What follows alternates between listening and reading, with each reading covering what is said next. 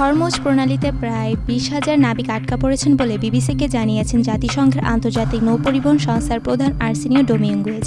ইরানের আইআরজিসি জানিয়েছে তারা কুয়েত, বাহরাইন ও সংযুক্ত আরব আমিরাতে যুক্তরাষ্ট্রে 20টি সামরিক লক্ষ্যবস্তুতে হামলা চালিয়েছে, যাতে উল্লেখযোগ্য ক্ষয়ক্ষতি হয়েছে। বাহরাইনের রাজধানী মানামা ও কাতারের রাজধানী দোহায় একাধিক বিস্ফোরণের শব্দ শোনা গেছে বলে এএফপি জানিয়েছে। বিস্ফোরণের কারণ তাৎক্ষণিকভাবে জানা যায়নি। এর আগে যুক্তরাষ্ট্র ও ইসরায়েলের ইরানের হামলার জবাবে মধ্যপ্রাচ্য মার্কিন স্থাপনাগুলো লক্ষ্য করে ইরান হামলা চালাচ্ছে বলে খবর।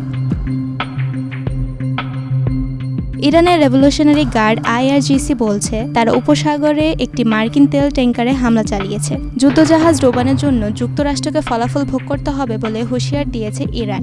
দেশটির পররাষ্ট্রমন্ত্রী আব্বাস আরাগচি বলেন, যুক্তরাষ্ট্র কোনো সতর্কতা ছাড়াই আন্তর্জাতিক জলসীমায় থাকা ইরানি যুদ্ধজাহাজে হামলা চালিয়েছে। ইরানের বিরুদ্ধে যুদ্ধে অংশগ্রহণ সম্ভাবনা পুরোপুরি উড়িয়ে দেওয়া যাচ্ছে না বলে মন্তব্য করেছেন কানাডার প্রধানমন্ত্রী মার্ক কার্নি। ইরান, যুক্তরাষ্ট্র ও ইসরায়েলের চলমান সামরিক পরিস্থিতির কারণে হরমুজ প্রণালীর তেল সরবরাহ অর্ধেক বন্ধ হয়ে গেলে আন্তর্জাতিক বাজারে তেলের দাম প্রতি ব্যারেল $150 পর্যন্ত উঠতে পারে, এসব সতর্কবার্তা দিয়েছেন বিশ্লেষকরা। ইরানে মার্কিন ইসরায়েলি হামলায় ঘিরে মধ্যপ্রাচ্য চলমান যুদ্ধ এখনই বন্ধের আহ্বান জানিয়েছেন ওমানের পররাষ্ট্রমন্ত্রী বদর আল বুসাইদি। বিভিন্ন দেশ ও আন্তর্জাতিক উড়োজাহাজ সংস্থাগুলোর সঙ্গে সমন্বয় করে আটকা পড়া মানুষদের স্বদেশে ফেরাতে ফ্লাইটের ব্যবস্থা করেছে বলে জানান তিনি। ইরানের চলমান যুদ্ধের মধ্যেই এবার পরীক্ষামূলকভাবে নিজেদের তৈরি করে একটি ক্রুজ ক্ষেপণাস্ত্রের পরীক্ষামূলক উৎক্ষেপণ করেছে উত্তর কোরিয়া।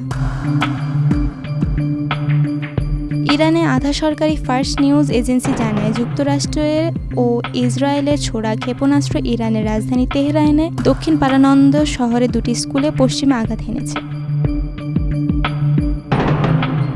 নুসরাত জাহান রিয়া, বাংলাদেশ প্রতিদিন।